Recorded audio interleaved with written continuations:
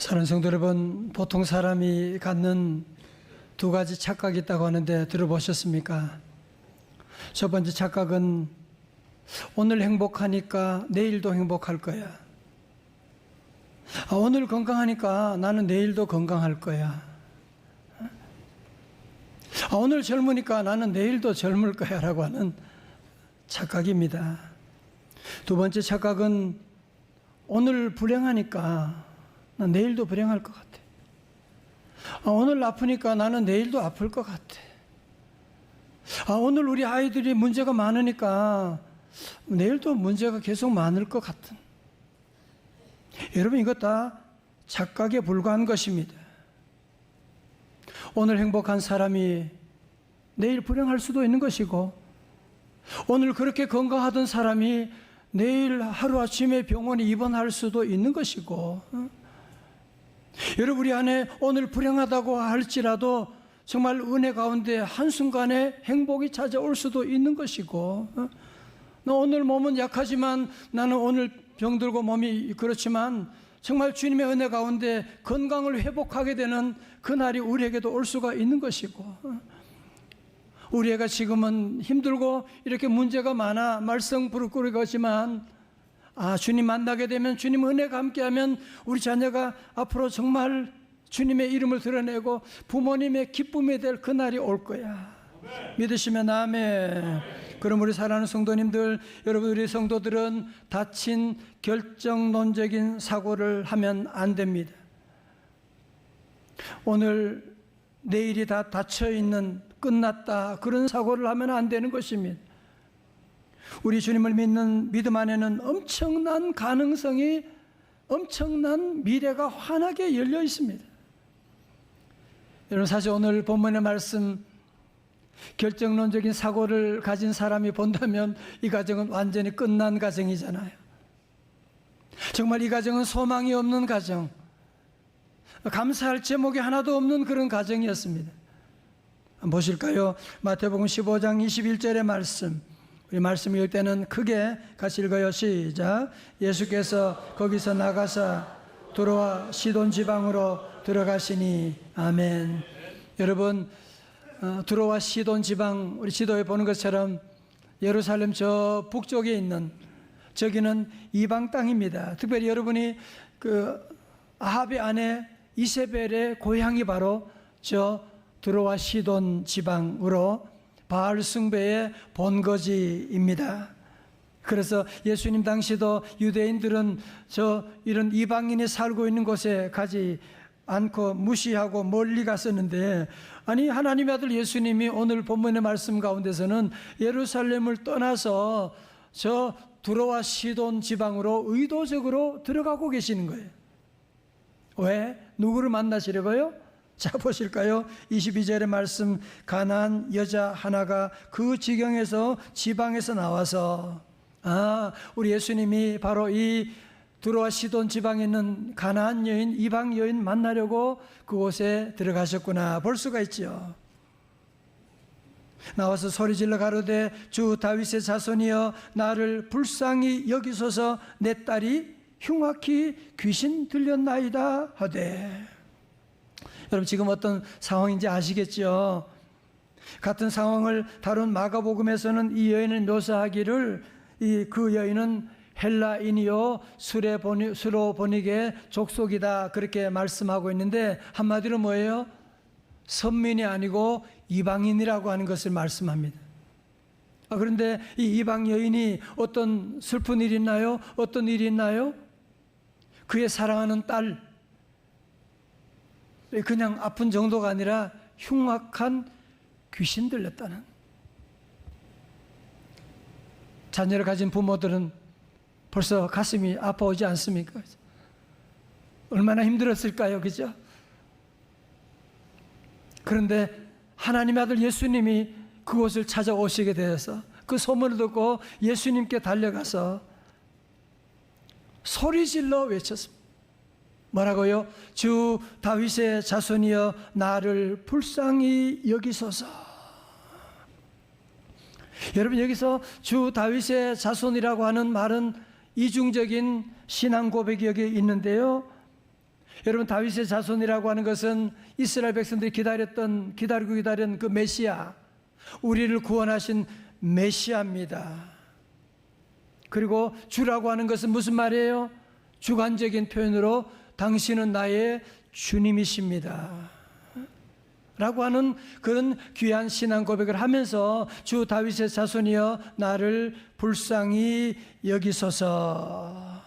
여러분, 그렇게 간절히 기도하는데 예수님이 전혀 의외의 반응을 보이시는데요. 23절의 말씀 같이 읽어볼까요? 시작. 예수는 한 말씀도 대답지 아니하시니 제자들이 와서 청하여 말하되 그 여자가 우리 뒤에서 소리를 지르오니 보내소서. 아멘. 사랑하는 성도 여러분, 우리 인생을 장애물 경기다 그렇게 말하는 사람도 있는데 우리 신앙생활도 마찬가지입니다. 아마 믿음 생활해 보신 분은 아실 거예요. 우리의 삶 가운데도 얼마나 많은 장애물들이, 우리 신앙생활 하면서도 많은 장애물들을 우리가 통과해야만 하는데, 자, 오늘 본문에 나오는 이 여인이 맞닥뜨린 첫 번째 장애물이 무엇이냐면 그것은 바로 예수님의 침묵입니다. 여러분, 이런 아픔 가진 여인이 예수님께 찾아와서 소리 지르면서 다윗의 자손이여 나를 불쌍히 여기소서. 그러면 당연히 주님은 적극적으로 도와줘야 될 거 아닙니까? 그죠? 그런데 우리 예수님 어떻게 해요? 못 본 채 하시는 거예요. 못 들은 채 하시는 거야. 그리고는 우리 예수님은 한 말씀도 대답하지 아니하시니, 여러분, 이때 여인이 얼마나 무안했을까요? 그죠? 자, 저를 보세요. 우리가 믿음 생활하면서 우리에게도 이런 기도할 때 예수님의 침묵을 경험할 때가 참 많을 거예요. 그죠? 여러분, 그러나 예수님의 침묵을 거절로 해석하지 말아야만 합니다. 어떤 성도들은 예수님이 침묵하신다고 해서 이것을 거절로 해석하고, 봐, 나는 기도해도 안 되잖아, 주님 응답해 주지 않잖아 라고 하는데,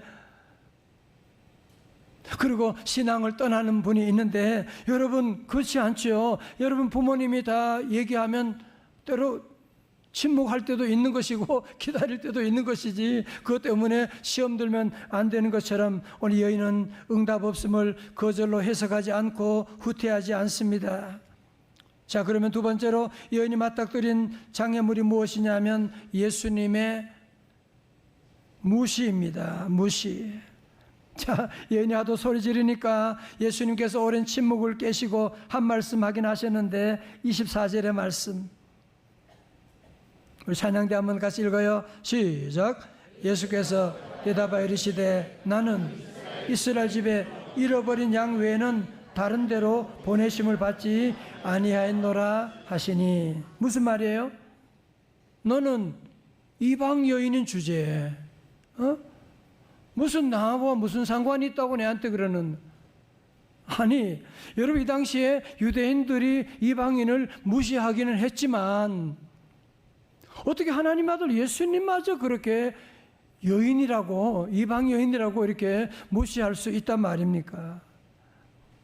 여러분, 이렇게 매정하게 대하시는 예수님 이해가 되십니까? 아마 우리 같으면 어땠을까요? 나는 너와는 상관없잖아, 이방인 주제에. 그러면 정말 시험 들지 않을 사람 누가요? 아마 예수님 욕하고 그냥 돌아섰을 텐데, 이 여인은 예수님 욕하지 않고 끝까지 예수님께 시험 들지 않고 주님께 붙어 있는 거 보십시오. 여러분, 아마 이 여인은 이 기도할 때 주님께 눈물 흘리면서 기도하지 않았겠어요? 주여 도와주세요, 도와주세요. 여러분, 이 정도 되면, 이렇게 정도 되면 이 여인에게 예수님께서 그래, 그동안 얼마나 고생 많았니? 내가 너를 도와주리라, 고쳐주리라, 이렇게 말씀하셔야 되는데, 오늘 이제는 예수님이 정말 해서는 안 되는 너무 심한 말씀을 하셨는데 26절이에요. 이 말은 제가 읽겠습니다. 대답하여 이르시되 자녀의 떡을 취하여 개들에게 던짐이 마땅하지 아니하니라. 아니, 평소에 그렇게 온유하시고 약한 자를 늘 긍휼히 여기시는 주님께서 이렇게 불쌍한 여인, 흉악한 귀신 들린 딸 때문에 울고 있는 여인에게 뭐다? 너는 뭐다? 개다라고. 아니, 유대인들이 이방인을 욕할 때 가장 모욕적인 말이 바로 개라고 하는 말이거든요. 그런데 하나님 아들 예수님이 어떻게 이 불쌍한 여인에게 개라고 하는 말을 할 수 있단 말입니까? 저는 오래전에 성경 처음 볼 때 이 말씀 보고 너무너무 화가 난 적이 있었는데, 지금 예수님이 이런 테스트를 하는 과정 가운데 있거든요. 자, 그러므로 이 여인에게 찾아온 세 번째 장애물은 무엇이냐면은 한마디로 예수님의 모욕이었습니다. 예수님의 모욕이었습니다. 여러분, 세상에 이런 말 듣고 시험 들지 않을 사람 누가 있겠습니까? 그죠? 여러분, 그런데도 여인은 예수님의 그 막말에도 불구하고 주여 도우소서 그러면서 장애물을 넘어가는데, 오늘 클라이맥스라고 할 수 있는 구절이 27절입니다. 27절 말씀 크게 다 같이 읽어요. 시작. 여자가 이르되 주여 올소이다마는 개들도 제 주인의 상에서 떨어지는 부스러기를 먹나이다 하니, 다 같이 아멘. 우리 여러분, 중요한 단어는 뭐냐? 주여 올소이다. 다 같이 주여 올소이다. 영어로 yes Lord. 시작. yes Lord. 자, 보세요. 여러분, 우리 믿음 생활을 끝까지 승리하는 비결이 뭐냐? 별의별 일이 다 있어요. 제가 2년 전에 오른쪽 팔을 부러뜨리는 일, 그것만이 아니에요. 별의별 속상한 일들, 별의별 억울한 일들 누구나 다 있잖아, 그죠? 그러나 우리 성도들은 하나님의 임재를 믿고 주님이 하시는 모든 일들은 지금 내가 볼 때는 이해가 안 돼. 그러나 주님은 옳으십니다. Yes, Lord. 주님은 옳습니다. 주님이 하시는 모든 일은 옳습니다. 주님이 나에게 개라고 해도 주님은 옳으십니다. 개들에게, 그러나 개들이 주인이 상에 떨어지는 부스러기는 먹는 거 아닙니까? 주여 부스러기라도 제게 주옵소서. 아니, 주님 주시는 것이 부스러기라면 그것도 저는 감지덕지합니다. 여기서 여러분, 지난주에 우리가 외웠던 요절 말씀이 생각나지 않습니까? 디모데전 4장 4절 말씀 다 같이요. 시작. 하나님이 지으신 모든 것이 선함에 감사함으로 받으면 버릴 것이 없나니. 아멘. 여러분, 이 여인이 바로 하나님이 주신 모든 것은 다 선한 것입니다. 하나님이 주시는 부스러기도 좋은 것입니다. 그러면서 그 모든 것을 어떻게 받아들였어요? 감사함으로 받아들이니까 버릴 것이 없게 되는 것이고, 이거 주님의 은혜를 감사함으로 받겠습니다. 그러면서 주님을 떠나지 않고 있는 놀라운 믿음을 보게 됩니다. 이 말씀 준비하다가 사오정 이야기가 생각이 나는데요. 어느 날 사오정이 식당에 갔어요. 그래서 음식을 주문했습니다. 저 돈가스와 우유 주세요. 그러니까 주인이 그러는 거예요. 돈가스 없습니다. 아, 그래요? 아, 그러면 돈가스와 커피 주세요. 주인이 열받아 가지고 여기는 돈가스밖에 없습니다. 그러자 돈가스가 아니라 사오정이 알았습니다. 그러면 돈가스만 주세요. 웃어야 되는데 안 웃으시니까 제가 당황하게 됩니다. 여러분, 사실은 참 웃기는 얘기지만 제가 이 얘기를 들으면서 여러분, 사오정처럼 오늘 우리도 오늘 찬양 너무너무 감사. 여러분이 사는 동안에 수많은 시험들, 수많은 장애물들이 있잖아, 그죠? 그럴 때 우리 성도들은 이 사오정처럼 우직하게 오직 주님을 늘 외치고, 오직 주님, 다 같이 오직 주님. 여러분, 이 믿음의 길을 늘 걸어가는 그런 귀한 삶을 이제 살아야지.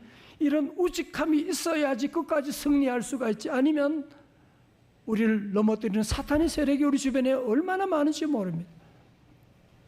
이번에 제가 이 말씀을 묵상하면서 이 여인이 별의별 예수님의 무시, 예수님의 모욕, 예수님의 침묵 다 통과할 수 있는 비결이 어디 있을까? 제가 찾아봤어요. 그 비결 말씀드려요. 여러분, 그 비결이 무엇이냐면 이 여인은 예수님이 나의 주님이시다 라고 하는 사실을 그가 보고 믿었기 때문에, 나는 주님의 노예에 불과합니다, 예수님은 나의 주님입니다 라고 하는 이 놀라운 믿음의 눈이 뜨여졌기 때문에, 여러분, 그래서 이 여인은 주님만이 우리 딸을 치유할 수 있는 대안이 되십니다. 주님만이 우리의 삶을 주관하십니다라고 하는 절대 주권, 로드십을 인정하는 주권 신앙을 가졌기 때문에 이 모든 고비를, 장애물을 넘어갈 수가 있었던 것이거든요. 여러분, 오늘 본문의 말씀 8절밖에 되지 않는데 이 여인 입에서 주라고 하는 단어가 무려 3번씩 나오는데요. 보실까요? 23절에도 뭐라고 그래요? 주 다윗의 자손이여. 25절에 뭐라고요? 다 같이요? 주여 도우소서. 27절요? 주여 올소이다. 다 같이 아멘. 여러분, 주라고 하는 단어는 헬라어로 퀴리오스라고 하는데요, 모든 만물을 다스리시는 분, 창조하시는 분, 주인이라고 하는 그런 뜻인데, 제자들도, 유대인들도 잘 모르는 놀라운 비밀을 그는 주님이라고 하는 고백을 하고 있으면서 주권 신앙을 가지고 주님이 내게 어떻게 취급하든지, 나를 어디로 인도하든지, 욥처럼 주시는 자도 여호와시고 취하신 자도 여호와시니 내가 주시는 대로 받겠습니다, 이런 주권 신앙을 가지고 나갈 때, 오늘 예수님께서 이 여인이 무시해도 침묵해도 모욕해도 그것을 다 참고 그 테스트를 통과하고 나가니까 우리 주님이 두 손을 드시고, 그래, 너무너무 칭찬하시는 거예요. 너무너무 축복하시는데, 그 축복의 말씀이 바로 28절의 말씀, 여러분 읽으면서 주여 내게도 이 복을 주옵소서. 같이 읽어요. 시작. 이에 예수께서 대답하여 이르시되 여자여 내 믿음이 크도다, 내 소원대로 되리라 하시니 그때로부터 그의 딸이 나으니라. 아멘. 여러분, 사실은 이 고쳐주신 분은 예수님이시잖아, 그죠? 그럼에도 불구하고 우리 예수님은 내 믿음이 크도다 칭찬하고 내 소원대로 되리라. 오늘 여러분 모두가 함께 이런 귀한 믿음을 가지고 주님 보실 때 내 믿음이 크도다, 그래서 이 딸이 귀신이 떠나가게 된 것입니다. 예수님은 그래서 그냥 부스러기 은혜만 준 것이 아니고, 어떻게 해요? 부스러기만이 아니라 정말 넘치는 그 은혜와 넘치는 기적의 복을 받게 된 것이거든요. 할렐루야. 저는 오늘 말씀을 준비하면서 생각해 보았습니다. 만약에 정말 우리 같으면 그랬을 거 아니에요. 예수님의 이런 무시, 예수님의 멸시, 개 같은, 여러분, 그런 얘기 들었을 때 주님께 시험 들고 주님을 욕하고 교회를 떠나고 나는 주님처럼 안 믿어, 그리고 집에 돌아갔다면 어떤 결과가 생겼을까요? 귀신 들린 딸하고 매일매일 울고 싸우고, 그러다가 딸과 함께 엄마가 세상을 일찍 떠났더라. 여러분, 그런 결과밖에 나오지 않지 않겠습니까? 그죠? 그러나 이 여인은 주권 신앙을 가지고 끝까지 주님 의지하고 주여 믿습니다, 주여 옳습니다, 주여 나를 도와주옵소서 기도하고 나가니까 결국은 사랑하는 딸을 살리게 되는, 기도 응답받는 놀라운 역사가 일어나게 된 것이 아닙니까? 그러므로 성도 여러분, 우리 성도들은 부스러기 인해도 늘 감사하는 삶. 자꾸 우리가, 오늘 현대인들은 너무 욕심이 많아요. 저도 늘 욕심, 뭐 더 가지려고 하고 늘 대박 그러면서, 그러니까 감사할 일이 별로 없는 거예요.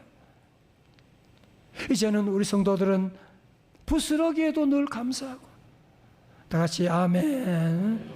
작은 것도 감사하고, 물 한 잔 마실 때도 감사하고, 여러분 마실 물이 없는 사람도 있고 목에 물이 안 넘어가. 여러분 그런 분도 우리 주변에 얼마나 많이 있는데 우리 성도들은 늘 부스러기에도 늘 감사하고. 자 보세요.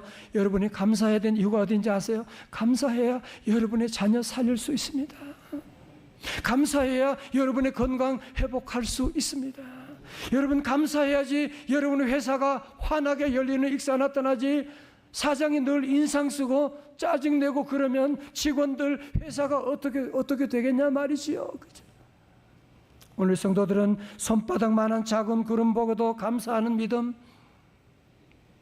이제는 우리는 부스러기 같은 거 있어도 작은 일에도 감사하고, 여보 너무 고마워, 애들도 감사, 엄마도 감사, 감사가 넘치는 우리 성도들 다 되시기를 주님의 이름으로 축원합니다. 서울 하나로교회 유정옥 사모님은 노숙자 재활센터를 운영하는 분으로, 이분이 쓰신 말하지 않아도 들리는 소리라고 하는 책이 있는데, 이 사모님은 노숙자들을 데려다가 먹이고 입히는 삶을 사는 정말 귀한 분이잖아요. 그런데 어느 날 묵직한 우편물 한 통을 받았다. 5장이나 쓴 그 편지에는 처음부터 끝까지 나를 난도질하는 글이 쓰여 있었다. 글이나 말이 비수라더니 나는 그 글에 온몸을 찔려 피를 흘리다 쓰러질 것 같았다. 그 글들은 한마디로 너는 노숙자들을 빙자하여 네 배를 불리는 나쁜 도둑이라는 글이었다. 편지를 다 읽어갈 무렵 내 손은 나도 모르게 부들부들 떨고 있었다. 그것은 나의 피를 거꾸로 솟아오르게 하는 능욕이었다.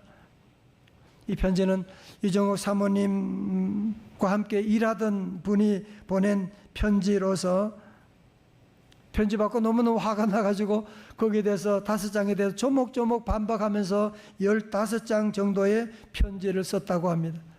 이 편지 들고서 우체통 가서 편지를 붙이려고 하니까 일반 봉투에는 들어가질 않아. 그래서 그 서리봉투 큰 봉투를 사가지고 우표를 사서 붙이려고 하는데, 그때 주님의 음성이 들렸다고 합니다. 딸아, 그렇게도 할 말이 많더냐? 나는 얼마나 할 말이 많았겠느냐?